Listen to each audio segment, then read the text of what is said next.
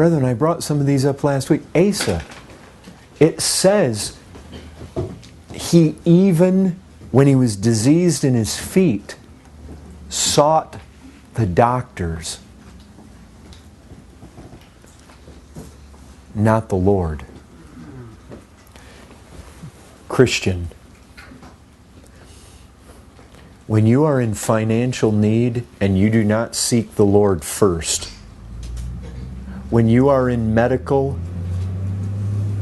physical needs and you do not seek the Lord first, when you need food, when you need clothing, when you need help,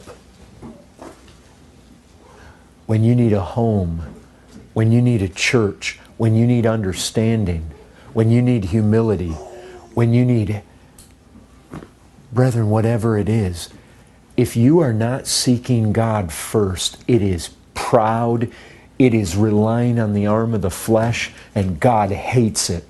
And it is absolutely opposed to the way God created this universe. And I'll tell you this, you've got to become convinced of that. You've got to see that in everything. When you lay your head down on the pillow at night, to thank God that you have a pillow to lay it on. When you wake up in the morning, to thank God that He gave you. Brethren, you've got to be convinced of this. That when you do not acknowledge Him, it dishonors Him. When you do not go to Him for every single need, first and foremost, you dishonor Him. Brethren, man is so arrogant, he is so proud, and he is so independent. And you've got to see it in yourself. If you're going to do battle with it, you've got to see it, brethren, for what it is. You've got to see that your independence. God did not make man to run around and boast in his own gifts or boast in anything he has. The apostle says, "What do you have that you have not received?" You don't have anything. Not anything. Without Him you are worthless. Without Him you are useless. Brethren, live in the light of that. That is a first and foremost fundamental principle. If you're going to do battle against these fleshly passions, and one of those passions, brethren, is self-exaltation. It is a desire in you to set yourself forth, to posture yourself, to position yourself, to look as though you are something, and to take credit for it. Brethren, that's innate in us as natural men. And God help us, we are not natural men anymore. We live in the power of another, the power of the Almighty. And brethren, you've got to do battle right there. You've got to do battle with this. Brethren, let this truth ring in your heads. It's not just that when you don't honor Him, that He withholds this stream of grace. The Scripture says very plainly, He opposes the proud. Brethren, I'll remind you, 1 Peter 5, He's dealing with people in the church. He's dealing with Christians when He said God opposes the proud. Can I tell you something? There are examples in the Scriptures where God doesn't just oppose the lost proud. He opposes the saved proud. You say, can that be? Can there be saved proud? Brethren, that's what Hezekiah did. That's what Asa did. When James and John were wanting to sit on the right and left hand of Christ, that's what they were doing. When they were arguing about who was going to be the greatest, that's what was happening. And that same Peter, who was one of those arguing, would later come along and say, God opposes the proud. Listen, Peter was pretty haughty. Even if all others deny you, I will not. God let him fall square on his face. He let the devil have his way with Peter in a way that the devil had to ask for special permission. Brethren, when God sets Himself against you to oppose you, watch out, because you will be opposed. So be careful. We've got to be convinced of these things. Brethren, there's two... you've got to be convinced you need this. You need to be convinced. There is too little regard in the church. There's too little regard in the preaching. There's too little regard in yourself, in myself, for this very thing.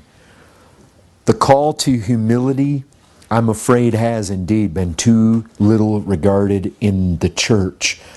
And I think it has been because its true nature and its true importance has been too little appreciated. And I'll tell you this, humility does not come effortlessly. It comes with battle. It comes with tears. Brethren, it's like everything else in the spiritual realm. It comes through desire. It comes through earnestness. It comes through being persuaded. I need that. It comes through making it one of the chief things you are battering, that battering ram of prayer against the heavens for. Father, give this to me. Give it to me. You tell me that you will conform me to the image of Christ. Give me humility. I see it as a good thing. Clothe yourself with humility, the apostle said.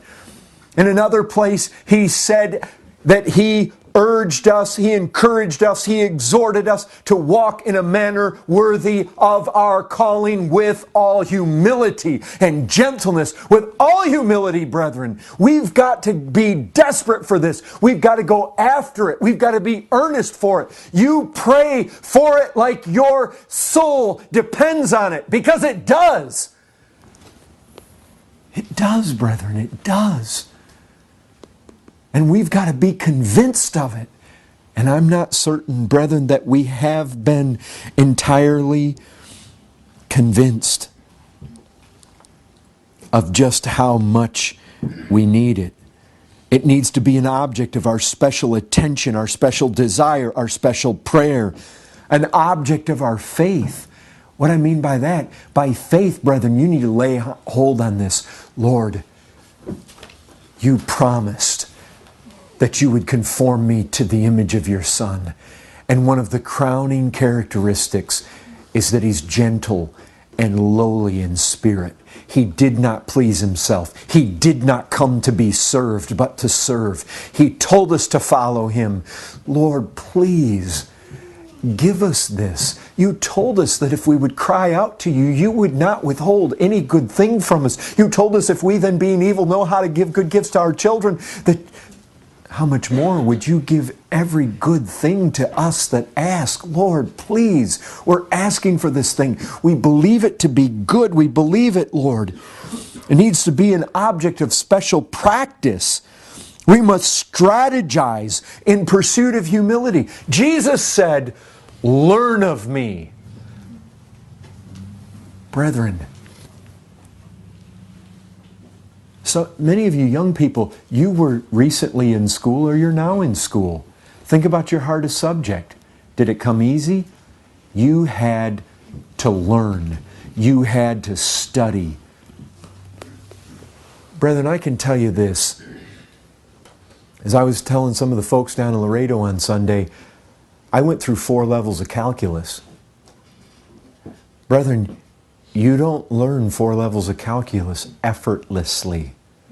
And I'll guarantee you this, you are not going to learn the humility of Christ, the gentleness of Christ, the lowliness of Christ in passing and in some half-hearted effort of Bible reading once a week or twice a week.